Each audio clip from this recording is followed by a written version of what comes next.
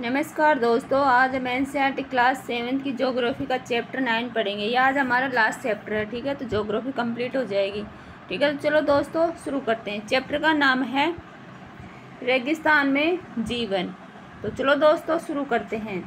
अध्याय 5 में आप पढ़ चुके हैं कि पेड़ पौधे, पशुओं, मनुष्य के लिए जल ही जीवन है। यहाँ पीने के लिए जल न हो, मवेशियों को चरने के लिए घास न हो, फसलों के उगने के लिए जल न हो, ऐसे स्थान पर किसी भी जीव के लिए जीवन कठिन ही होगा। अब हम विश्व के उन स्थानों के बारे में पढ़ेंगे जहाँ लोग अत्यधिक कष्टकर तापमान में भी जीना सीख चुके हैं। इनमें से कुछ स्थान आग की तरह गर्म है तो कुछ बर्फ की तरह ठंडे हैं। ये विश्व के रेगिस्तानी क्षेत्र हैं। इन क्षेत्रों में कम वर्षा, विरल वनस्पति एवं चरम तापमान होते हैं। तापमान के आधार पर रेगिस्तान गर्म या ठंडे हो सकते हैं। इन स्थानों में जहाँ कहीं भी थोड़ा बहुत जल उपलब्ध होता है, लोग वहाँ कृषि करने के लिए बस जाते हैं। शब्दावली: रेगिस्तान यह एक शुष्क प्रदेश है जिसकी विशेषताएं अत्यधिक उच्च अथवा निम्न तापमान एवं विरल वनस्पति है। गर्म रेगिस्तान के बारे में पढ़ते हैं। विश्व में अफ्रीका महाद्वीप के मानचित्र को देखिए। उत्तरी अफ्रीका के बड़े भूभाग पर फैले सहारा के रेगिस्तान का पता लगाइए। वह विश्व का सबसे बड़ा रेगिस्तान है। यह लगभग 8.54 लाख वर्ग किलोमीटर है। कितना है? 8.54 लाख के क्षेत्र में फैला हुआ है। क्या आपको याद है कि भारत का क्षेत्रफल 32.8 लाख वर्ग किलोमीटर है। सहारा रेगिस्तान 11 देशों से घिरा हुआ है। कितना? 11 देशों से। ये देश हैं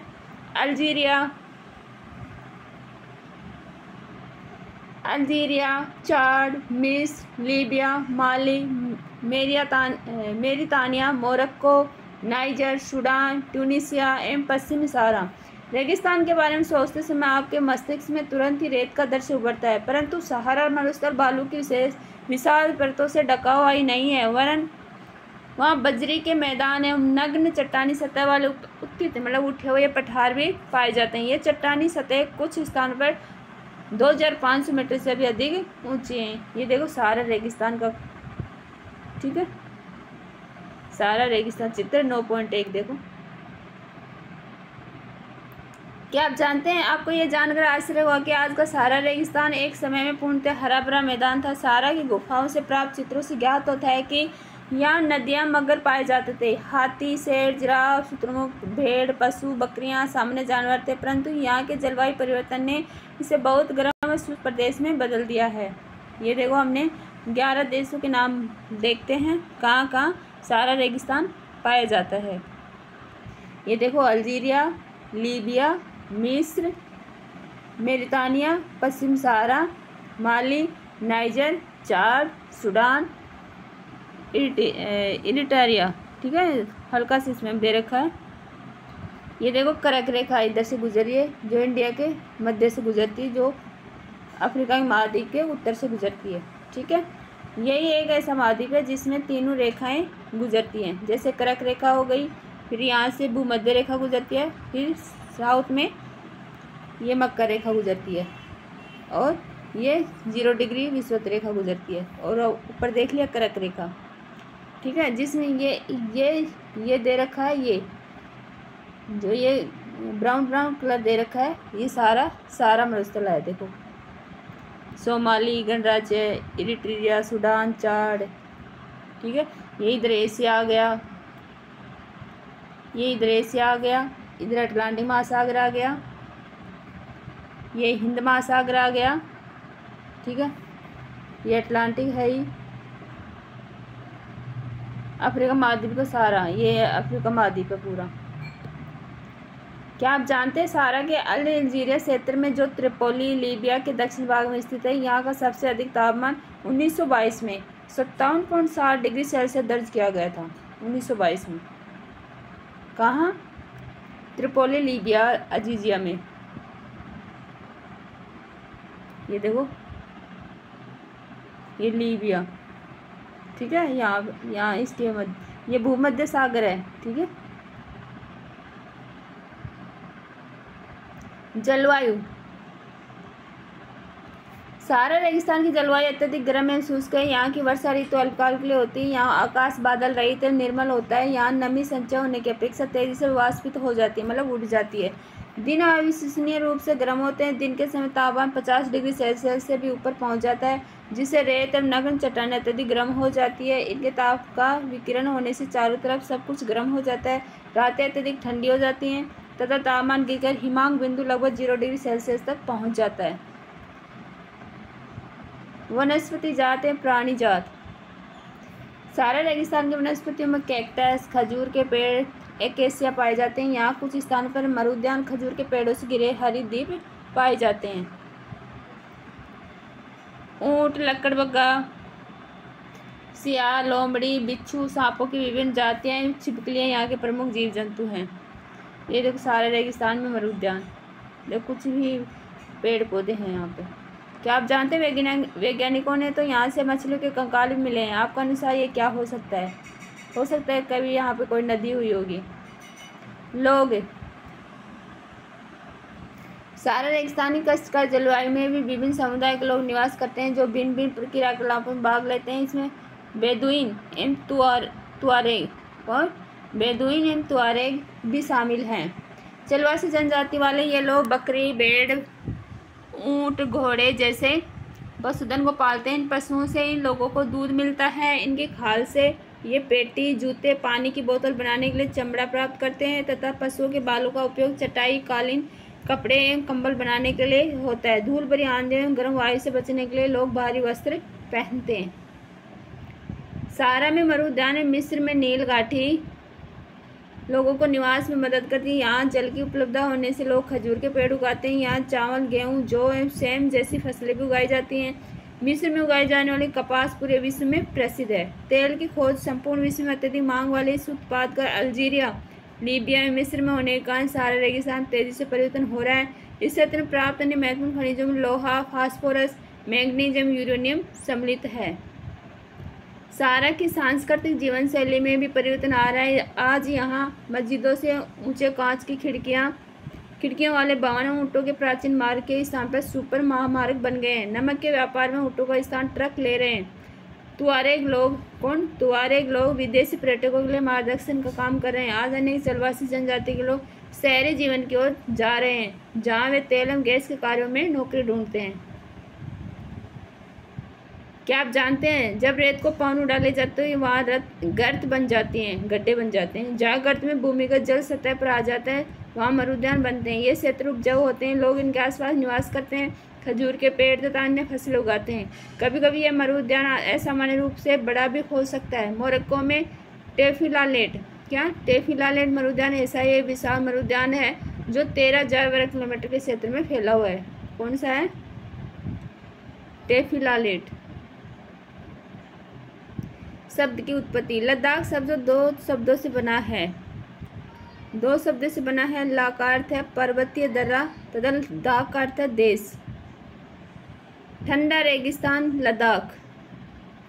जम्मू एवं कश्मीर के पूर्व में वर्दीमाला में स्थित लद्दाख में ठंडा रेगिस्तान चित्र 9.4 में देखेंगे। इसके उत्तर में काराकोरम पर्वत श्रेणी एवं दक्षिण में जास्कर पर्वत स्थित है। लद्दाख से होकर अनेक नदियां बहती हैं, जिसमें सिंधु नदी प्रमुख है। ये नदियां गहरी घाटियों एवं माखड़ गोर्ज का निर्माण करती है। लद्दाख में अनेक हिमालय जैसे गेंगरी हिमानी। लद्दाख की ऊंचाई कारगिल में लगभग 3,000 मीटर से लेकर काराकोरम में 8,000 मीटर से भी अधिक पाई जाती है। अधिक ऊंचाई के कारण यहाँ की जलवायु अत्यधिक शीतल एवं शुष्क होती है। इस ऊंचाई पर वायु परत पतली होती है, जिससे सूर्य की गर्मी की अत्यधिक तीव्रता महसूस होती है। ग्रीष्म में दिन का तापमान 0 डिग्री सेल्सियस से ही कुछ ही अधिक होता है एवं रात में तापमान 0 से 30 डिग्री सेल्सियस से नीचे चला जाता है। शीत ऋतु में यह बर्फीला ठंडा हो जाता है। तापमान लगभग हर समय 40 डिग्री सेल्सियस से नीचे ही रहता है। चूँकि यह हिमालय के वृष्टिशात क्षेत्र में स्थित है, अतः यहाँ वर्षा बहुत ही कम होती है। ये देखो,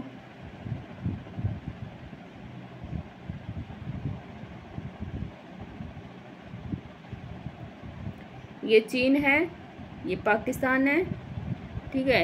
ये इधर चीन ही है पूरा,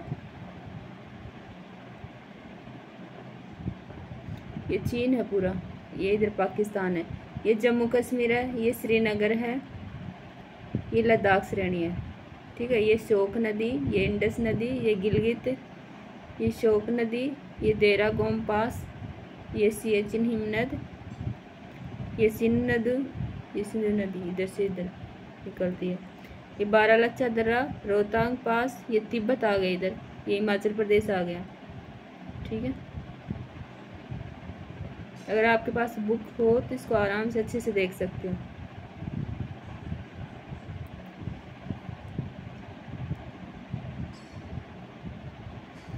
मुश्किल से 10 सेंटीमीटर प्रति वर्ष यह क्षेत्र बर्फीली हवाओं में तेज जलाने वाले सूर्य ताप का अनुभव करता है। यह जानकर आपको आश्चर्य होगा कि यदि आप सूर्य की धूप में इस तरह बैठे कि आपके पैर छाया में हो तो आप एक साथ एक समय पर ही उष्माघात एवं तुषार उपघात से ग्रसित हो सकते हैं।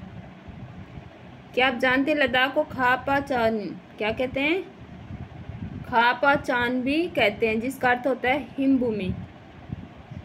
क्या आप जानते हैं चीरू या तिब्बती एंटीलोप एक विलुप्त प्राय जीव है। इसका शिकार शाहतूस नामक इसके ऊन के लिए होता है, जो वजन में हल्का एवं अत्यधिक गर्म होता है। वनस्पति जात एवं प्राणी जात, यहाँ शुष्कता के कारण वनस्पति विरल है। या जानवरों के चरने के लिए कहीं कहीं पर ही घास एवं छोटी झाड़ियाँ मिलती हैं। घाटी में सरपत, विलो एवं पॉपुलर के उपवन देखे जा सकते हैं। ग्रीष्म ऋतु में सेब, खुबानी एवं अखरोट जैसे पेड़ पल्लवित होते हैं। लद्दाख में पक्षियों की विभिन्न प्रजातियां नजर आती हैं। इनमें रोबिन, रेड स्टार्ट, तिब्बती स्नोकॉक, रेवेन एवं हुप यहाँ पाए जाने वाले सामान्य पक्षी हैं। इनमें से कुछ प्रवासी पक्षी हैं। लद्दाख के पशुओं में जंगली बकरी, जंगली भेड़, याक, विशेष प्रकार के कुत्ते आदि पाए जाते हैं। इन पशुओं को दूध, मांस और खाद्य प्राप्त करने के लिए पाला जाता है। याक के दूध का उपयोग पनीर एवं मक्खन बनाने के लिए होता है। भेड़ एवं बकरी के बालों का उपयोग ऊनी वस्त्र बनाने के लिए किया जाता है। यहाँ लोग कैसे हैं? क्या आप लद्दाख में तिब्बती तथा मध्य एशिया के निवासी के बीच कोई समानता पाते हैं? यहाँ के अधिकांश लोग या तो मुसलमान या बौद्ध हैं। वास्तव में लद्दाख क्षेत्र में बने बौद्ध मठ अपने परंपरागत गोम्पा के साथ स्थित हैं। कुछ प्रसिद्ध मठ हैं जैसे हेमिस, थिक्से से, लामायुरु। चित्र 9.5 देखें। ग्रीष्म ऋतु में यहाँ के निवासी जौ, आलू, मटर, सेम एवं शलजम की खेती करते हैं। शीत ऋतु में जलवायु इतनी कष्टकारी होती है कि लोग धार्मिक अनुष्ठान उत्सवों में अपने आप को व्यस्त रखते हैं। यहाँ की महिलाएं अत्यधिक परिश्रमी होती हैं। वे केवल घर एवं खेतों में ही काम नहीं करती बल्कि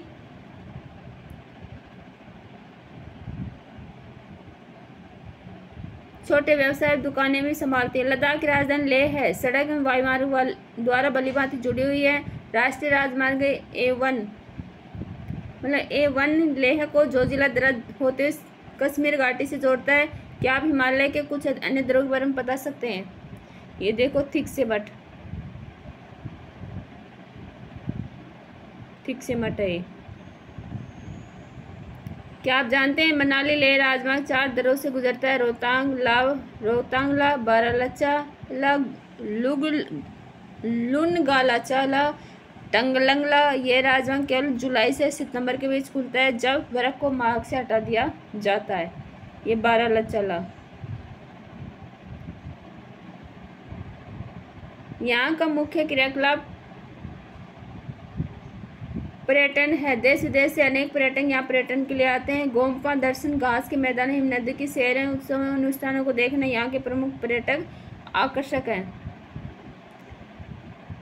आधुनिकीकरण के फलस्वरूप यहाँ के जनजीवन में परिवर्तन आ रहा है, लेकिन लद्दाख के लोगों ने शताब्दियों से प्रकृति के साथ समन्वय एवं संतुलन करना सीखा है।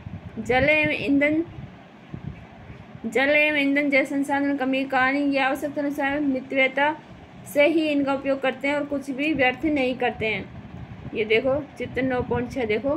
पारंपरिक वेशभूषा में लद्दाखी महिलाएं, ये इनकी वेशभूषा है। तो चलो दोस्तों, अपना चैप्टर कंप्लीट हुआ। क्वेश्चन आंसर देखते हैं। पहला क्वेश्चन है अपना, निम्न प्रश्न के उत्तर दीजिए। क्या है? विश्व में कौन से 2 प्रकार के रेगिस्तान पाए जाते हैं? हमने देखा था विश्व में 2 प्रकार के रेगिस्तान पाए जाते हैं। एक तो ठंडा रेगिस्तान जो सहारा का मरुस्थल था, और दूसरा था गर्म रेगिस्तान, गर्म था लद्दाख। ठीक है।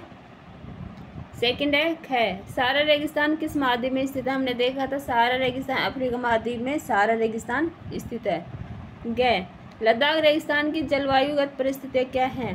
हमने देखा था लद्दाख रेगिस्तान में अधिक ऊंचाई के कारण जलवायु अधिक शीतल और शुष्क होती है। यहाँ वायु परत पतली होती है जिससे सूर्य की गर्मी ज़्यादा महसूस होती है। यह हिमालय क्षेत्र में है जो अधिक ठंडा रहता है, लगभग -40 डिग्री से नीचा रहता है, जिस वजह से यहाँ वर्षा कम होती है।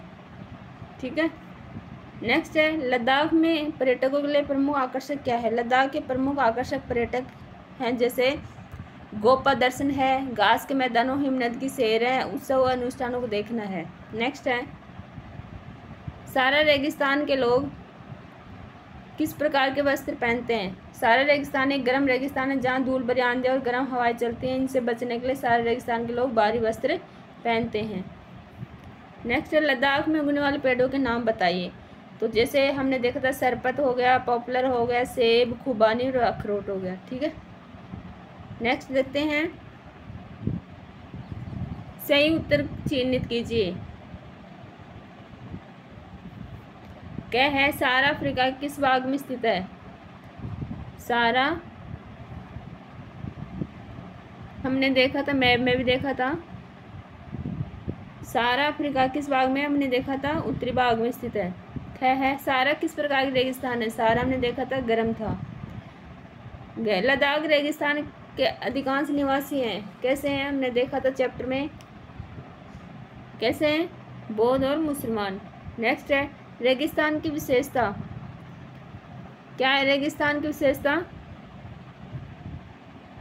विरल वनस्पति। ठीक है, क्या है? विरल वनस्पति। नेक्स्ट है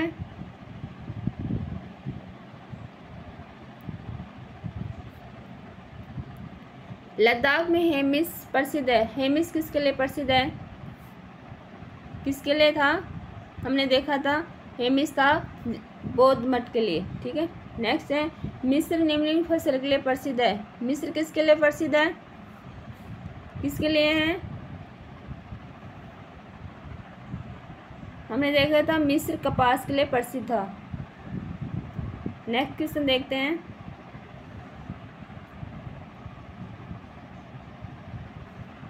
थर्ड क्वेश्चन है अपना निम्नलिखित स्तंभों को मिलाकर सही जोड़े बनाइए।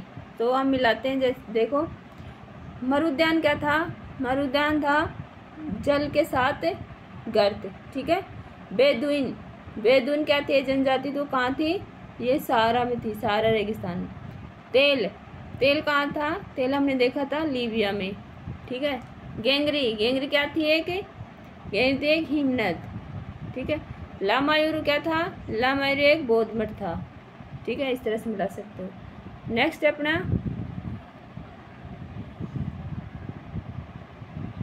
कारण बताइए। तो फोर्थ क्वेश्चन अपना कारण बताइए। तो क्या है इसका? रेगिस्तान में अत्यल्प वनस्पति होती है। हाँ, क्योंकि रेगिस्तान अधिक ठंडे और अधिक गर्म होते हैं। यहाँ वर्षा कम होती है। यहाँ की जमीन वनस्पति के लिए अनुकूल नहीं होती, अतः रेगिस्तान में अत्यल्प वनस्पति होती है। नेक्स्ट है सारा रेगिस्तान के लोग भारी वस्त्र पहनते हैं। हाँ, पहनते क्योंकि सारा रेगिस्तान के लोग भारी वस्त्र इसलिए पहनते हैं, यहाँ धूल भरी आंधियाँ चलती हैं, दिन में गर्म हवाएं, रात में तापमान ठंडा हो जाता है। इन सब से बचने के लिए यहाँ के लोग भारी वस्त्र पहनते हैं। ठीक है, तो चलो दोस्तों अपना चैप्टर और क्वेश्चन आंसर कंप्लीट किए हैं हमने। और आज हमारी ज्योग्राफी कंप्लीट हो गई है। अब 8th क्लास शुरू करेंगे। Thank you.